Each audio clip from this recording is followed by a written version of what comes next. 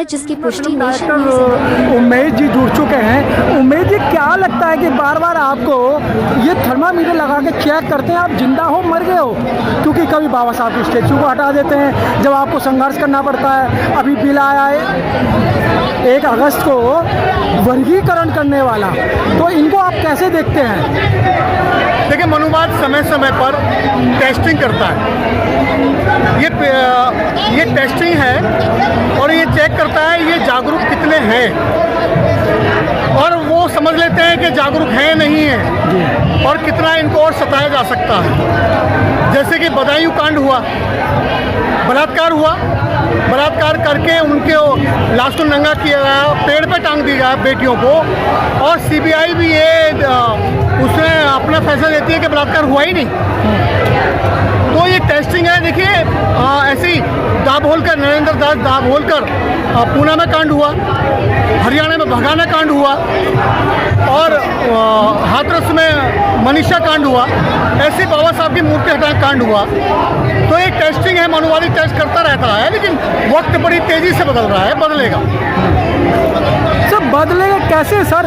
एक बाबा साहब के स्टैचू से इन लोगों को इतना डर लगता है कि जहाँ बाबा साहब की स्टैचू दिखाई देती है वहीं तोड़ देते हैं। देखिए, जो दुश्मनी है ना, जो बुराई है ना, बुराई हमेशा अच्छाई से डरती है, और बाबा साहब अच्छाई का प्रतीक है, बाबा साहब समता का प्रतीक है, बाबा साहब संघर्ष का प्रतीक है, बाबा साहब इस देश में इंसान को मानवता का प्रतीक है। तो जो अमानवीय लोग हैं, जो शोषण करने वाले लोग हैं, जो धर्म के आधार पर बांटने वाले लोग हैं, जो इंसान के दुश्मन लोग हैं, उन्हें तो खतरा हमेशा बाबा साहब से रहा है और रहेगा। लेकिन ये हमारी नालायकी है, ये बाबा साहब के अधिकारों को पाकर जो लोग टीवी या टीवी में मस्त हैं, जो लोग बड़ी गाड़ी, बड़ा बंगला, बड़ा घर बना रहे हैं, जो लोग बड़े पद पे बैठे हुए लोग हैं, उन्होंने समाज की तरफ देखा नहीं है। वो जानते हैं इस बात को। अगर समाज की तरफ उन्होंने देखा होता तो उनका डिमोशन नहीं किया जाता, उनका आरक्षण नहीं छीन लिया जाता। तो ये हमारी नालायकी है कि बाबा साहब की मूर्ति हट गई, इन निकम्मे भ्रष्ट लोगों ने हटा दी, क्योंकि वो जानते हैं कि संसद में जो बैठे लोग हैं, गुलाम और चापलूस, निकम्मे, निकृष्ट, भ्रष्ट लोग हैं, ये आवाज़ नहीं उठाएंगे। और देखिए, लोकतंत्र में जनता की सरकार है, जनता के द्वारा है, ये बहुमत के आधार पे सब कुछ होता है। तो संसद में जो बैठे लोग हैं, अगर वो अवेयर होते और अपने समाज को अवेयर कर रहे होते, जो एनडीए गठबंधन हुआ, सत्ता में बैठ गए, जिसके पीछे एक भी वोट नहीं है, उसको भी उन्होंने कैबिनेट मंत्री बना दिया, रामदास अठावले को। जब वो सत्ता में होने के बावजूद गठबंधन कर सकते हैं, और इंडिया गठबंधन हुआ, इंडिया गठबंधन हमारे विचार को, यानी कि संविधान बनाया हमारे बाप ने, हमारे लिए बनाया, और जिन्होंने संविधान लागू नहीं किया 70 सालों में, उसी को दिखा रहे संविधान खतरे में, और वो हमारी बात करके विपक्ष में बैठ गया। लेकिन समाज के जो निकम्मे नेता हैं, क्या एकजुट नहीं हो सकते थे? अगर बहुजन गठबंधन हो जाता तो विपक्ष में संख्या हमारी भागीदारी है, तो हम होने चाहिए थे। उमेश जी, गले में माला, विचारों पे ताला चल रहा है कि बाबा साहब के गले में जो पीडीएफ वाले हैं वो माला भी डालेंगे, जब उनके विचार की बात की जाएगी तो उन पे रोका जाता है। हाँ, तो प्रमाण है आपके पास में, आज मंच लग रहा है, लेकिन जो संविधान दिखा रहे थे वो भड़वे कहाँ पर है?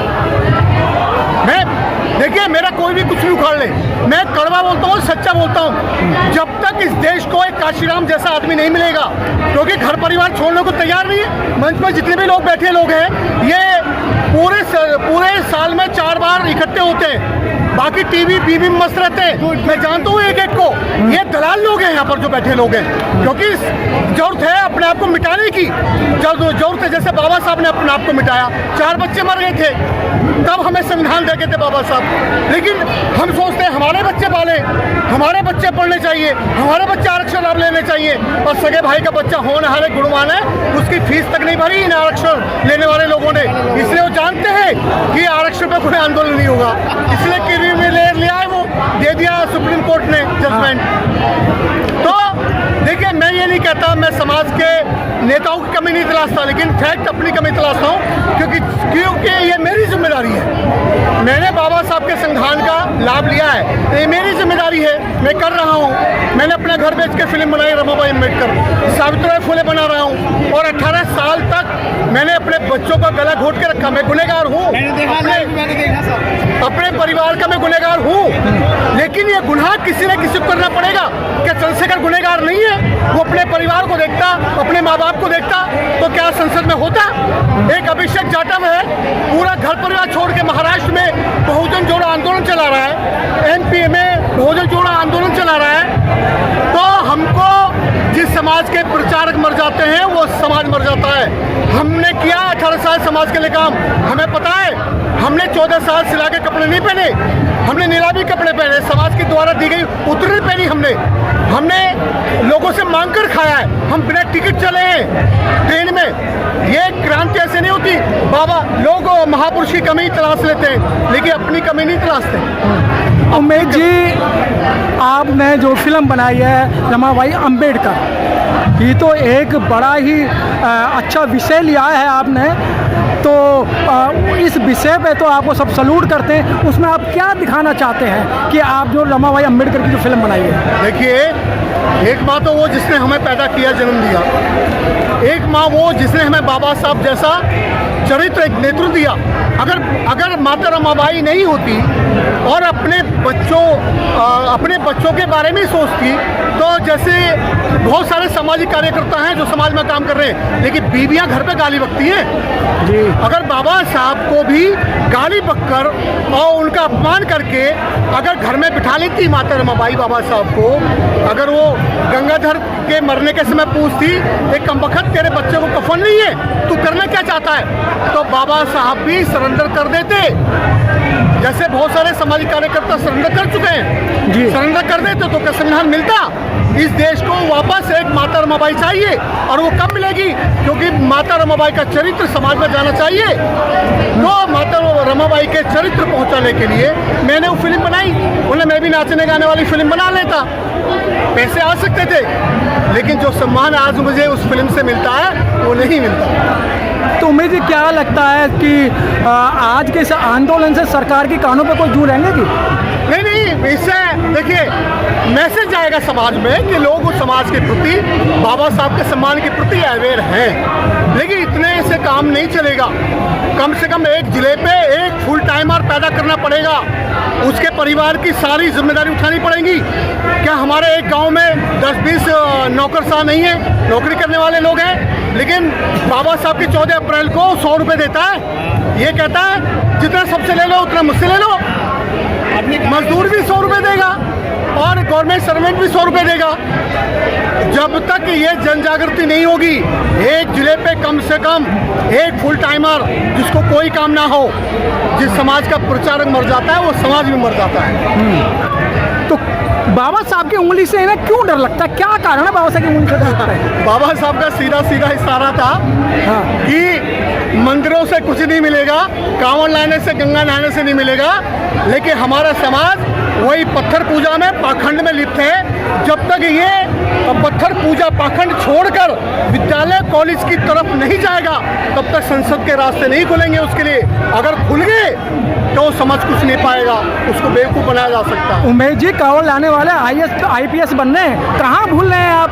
पढ़ने लिखने वाले कहीं बनने? तो ये नरेंद्र मोदी कांवड़ क्यों नहीं लाया, अडानी क्यों नहीं लाया, योगी क्यों नहीं लाया? अगर कांवड़ लाने से, गंगा नहाने से, पूजा पाठ से ही होता तो ये किसी मठ में जाके बैठते ना।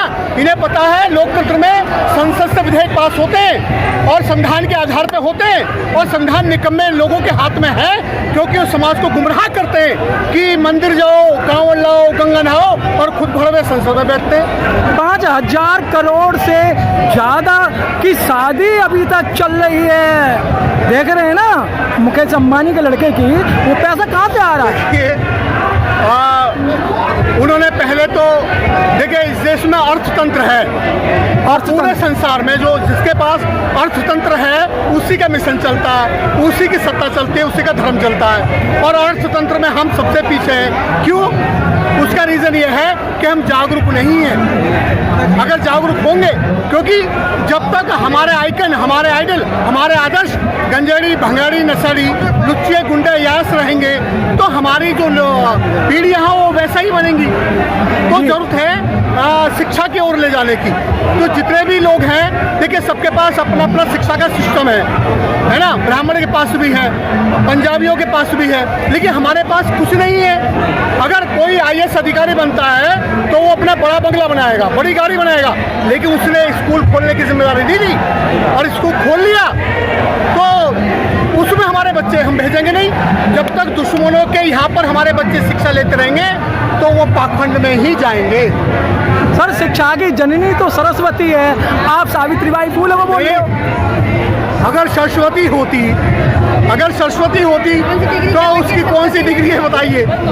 शिक्षा की जननी इस देश में अगर कोई है तो सावित्रीबाई फूले है, जिसने खुद के बच्चे पैदा नहीं किए और समाज की जिम्मेदारी ली। और देखिए उसका चरित्र कितना महत्वपूर्ण है। जब कन्या पाठशाला सावित्रीबाई फूले ने खोली तो उसमें 8 बेटी ब्राह्मणों की आई और ज्योतिबा फूले से कहा उन्होंने कि ये 8 बेटी ब्राह्मणों की आई हैं, उसी समाज की बेटी आई हैं जो शिक्षा का विरोध करते हैं, तो मैं क्या करूं। तो उन दोनों ने उन बेटियों को उठा के नहीं भगाया। उनका चरित्र संसार में सर्वश्रेष्ठ है और शुक्राचार्य से भी ऊपर उनको माना जाता है। उमेश जी, जब एग्जाम में आएगा शिक्षा की जननी कौन है, अगर आपने सावित्रीबाई फूले लिख दिया तो गोल अंडा मिलेगा, 0 मिलेगी। देखिए मेरी बात सुनिए, मैं ये नहीं कहता, देखो हमारे यहाँ पर एक मिनट बहन जी रुक जाइए। हमारे यहाँ पर डॉक्टर बाबा साहब अम्बेडकर धर्मशालाएं हैं, हमारी पंचायत की बैठकें हैं, लेकिन वो जुए शराब के अड्डे हैं। जब तक वो शिक्षा के रूप में नहीं बदलेंगे, वो शिक्षा के केंद्र नहीं बनेंगे। हमारे बच्चे दुश्मन के यहाँ कुछ भी पढ़ गए, लेकिन उनको हमारे जागरूक साथी चलाएं और उनको पढ़ाएं 2 घंटे। उमेश जी, अब तो आपके पास धन की भी कमी नहीं है, आपके तो करोड़ों लोग हैं, करोड़ोंपति हैं, लेकिन कभी उन्होंने इस तरीके का कोई स्कूल खोला है जिसमें बाबा साहब पढ़ाए जाएं, जिसमें गौतम बुद्ध पढ़ाए जाएं? क्यों? अब तो पैसे की कमी नहीं है। देखिए उसका एक ही कारण है, यहाँ आदमी आया ये नहीं समझता मैं क्यों आया। ना वो जीवन का मोल समझता है, ना जीवन का महत्व समझता है क्योंकि उसने अपने महापुरुषों को नहीं पढ़ा है। जीवन का मोल समझेंगे कब? जब बाबा साहब को पढ़ेंगे तब। तो बाबा साहब के जैसा त्याग करेंगे तो एक अम्बेडकर हमारे बीच में पैदा हो सकता है। तो जीवन का मोल समझने वाले लोग ही जीवन को जी पाते हैं। आप क्या समझते हैं कि बड़ी गाड़ी में ही जीवन का आनंद है? नहीं, जीवन का आनंद कन्फ्यूशियस 1.5 बाई 2 के फिट के गड्ढे में सोता था, लेकिन वो अलेक्जेंडर को दिशा दे गया। अलेक्जेंडर को, लाओत्से से सुकरात, कन्फ्यूशियस, बुद्ध राजा रहते तो संसार को दिशा नहीं दे पाते। उन्होंने राजपाट छोड़ा और संसार को दिशा दी। तो जरूरत देखिए जीवन को समझने की है। जो जीवन समझेगा वो कभी भी क्रांति कर सकता है, किन्हीं भी परिस्थितियों में कर सकता है। ठीक है सर, बहुत बहुत धन्यवाद। Thank you.